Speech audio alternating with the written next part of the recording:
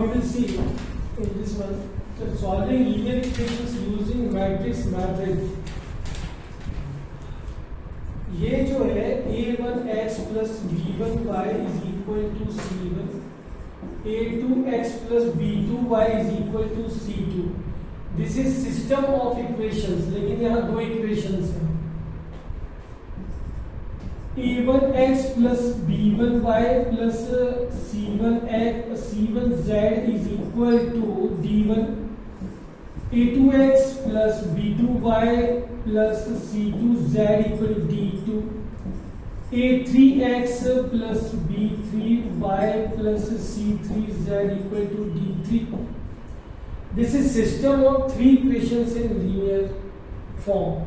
Variables जो यहाँ linear में है क्योंकि इनका डिग्री माने 3 होगा, राइट। सो ये दोनों जो सिस्टम ऑफ इक्वेशंस है इनको सॉल्व करने का एक पर्टिकुलर मेथड है। जैसे पहले मैं 2x2 के लिए बता दूं। ए हम जनरली ए नेम से एक मैट्रिक्स लेते हैं 2x2 का, a1 a2 b1 b2, these are coefficients of x and y, so this is coefficient matrix, right? Next comes variable matrix, column matrix रहेगा हमेशा। Then comes constant matrix C1 C2, right? There अगर मैं coefficient matrix A बनाना चाहता हूँ तो this will be 3x3, all coefficients as 3 variables are there. So पहला वाला column x के coefficients का, दूसरा कॉलम y के coefficients का, तीसरा कॉलम z के coefficients का, and obviously X capital is a column matrix with 3 variable x, y, z, and next one B, the constant matrix also has the order 3 into 1, D1, D2, D3. एक बात आपको और observe करना है इस method में, constant must be the right hand side, okay? Now what? दोनों चाहे ये वाला हो या 3x3 वाला हो, अगर उनको मैट्रिक्स मेथड यूज करना है तो formula of matrix method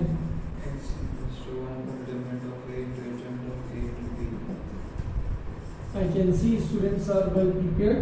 matrix method बोलता है x मतलब वेरिएबल का वैल्यू अगर आपको फाइंड आउट करना है, so this is 1 upon determinant a adjoint of a into b। मतलब यहाँ पर 3 पार्ट्स हैं, डिटर्मिनेंट a, एडजॉइंट a, फिर b, और इन दोनों का multiplication. Provided determinant a is not 0 again means a should be a non singular matrix, ठीक है।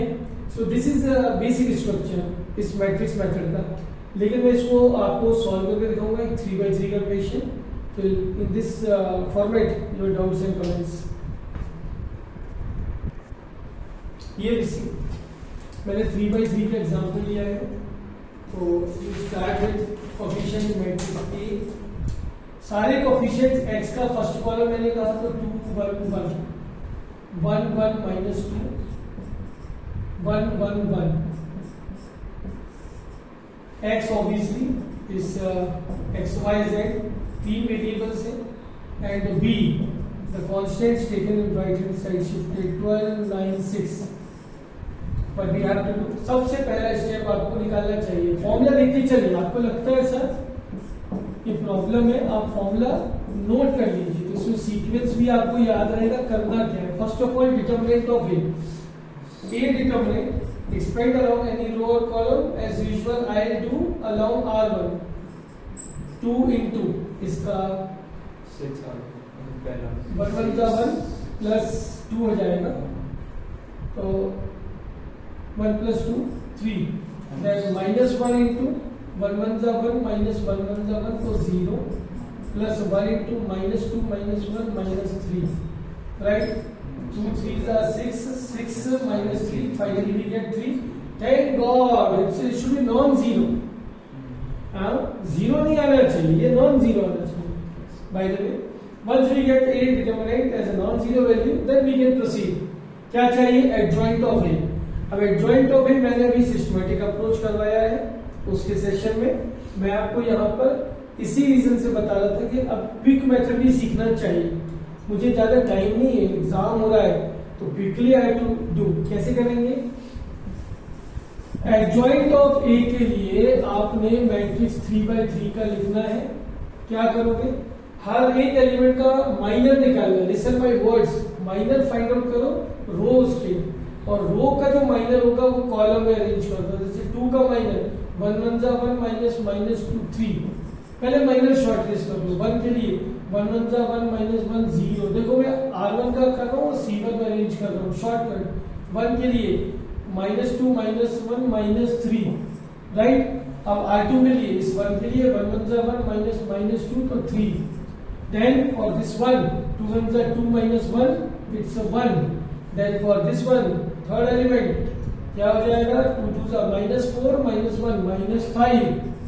Then comes next R3, 1 1 जा 1 minus 1 1 जा 1, it comes 0. Then for -2 2 1 जा 2 -1 1, and for last one 2 1 जा 2 -1 again 1। और क्या था, डायमंड पोजीशन के एलिमेंट्स के साइन चेंज कीजिए, मतलब -3 ये हो जाएगा +5, ये हो जाएगा -1। We have got it joint, right. ये एक शॉर्टकट माना जा सकता है, क्विक मेथड है। हमको लेकिन चाहिए adjoint of A into B, तो साथ में यहाँ बी जैसी मैं लिखूंगा तो बी मैट्रिक्स कौन है यहाँ पर, 12 9 and 6। इसका ऑर्डर है 3 into 3, इसका ऑर्डर है 3 into 1, तो रिजल्ट विल बी 3 into 1। ये भी याद रखिए। तो adjoint of A into B, इसको करेंगे 3 into 12 36 -3 9 27, 0 6 0 होता है।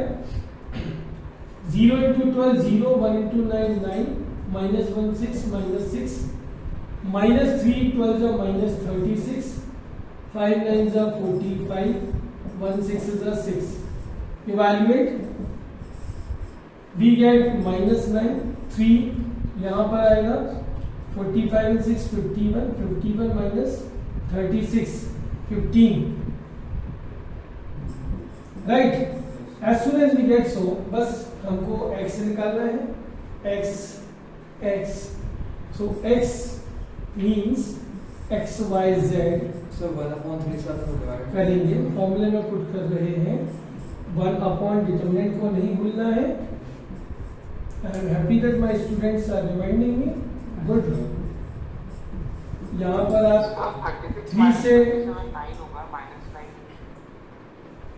यहाँ पर 10 कर दिया आपने रिमाइंड कराने में, +9, थैंक यू। 3 से डिवाइड करेंगे तो we will get here x y z, this is equal to 3 3 जा 3 1 जा 3 5 जा। बहुत अच्छा आंसर आया। x 3 है, y 1 है, z 5 है। मुझे विश्वास नहीं है, एग्जाम है, सब्स्टिट्यूट करके देखिए, cross check, I mean to say justify. Have you got it? Mistake के चांसेस है, मेथड आप कहीं और अप्लाई कर दो, हमारा पुराना मेथड नहीं। 3 1 5 का एडिशन, 3 1 4 5 9 करेक्ट है, ठीक है। Your doubts and comments, so this was all about matrix method. हाँ, doubts? Now we have to see the condition for consistency. यहाँ पर ये भी हमको अवॉइड नहीं करना चाहिए। A system, ये point to be noted है, of equations has first one unique solution if determinant A is not 0, जो बहुत देर से हम डिस्कस करते आ रहे हैं। Second, infinite solutions if determinant A is 0 and adjoint of A, जो फॉर्मूले में था ना, adjoint of A into B, this is a null matrix. 0 means null matrix. आप मल्टीप्लाई करते हो, null matrix आ गए, तो infinite solutions are there. Third one, no solution if determinant A is 0 and adjoint of A into B is not equal to a null matrix. यहाँ पर ये जो दो कंडीशंस है, फर्स्ट यहाँ पर system is said to be consistent, right. और इसको बोलते हैं थर्ड कंडीशन को इनकंसिस्टेंट.